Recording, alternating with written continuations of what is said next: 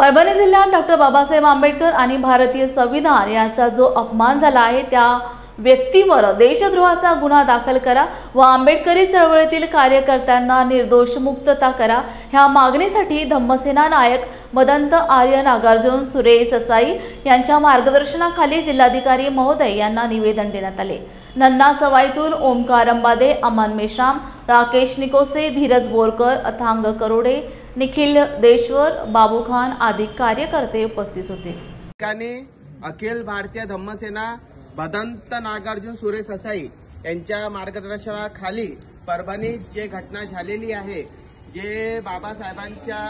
संविधानाचे अपमान झाला आहे आणि त्यानंतर जे आमचे समाजातील तरुण आणि सर्व महिलांना जे अटक झाले त्या विरोधात आज अखिल भारतीय धम्मसेनेतर्फे या ठिकाणी निवासी जिल्हाधिकारी यांना निवेदन देण्यात येत आहे। या ठिकाणी राकेश भाऊ निकोसे, निशांत भाऊ इंदुरकर,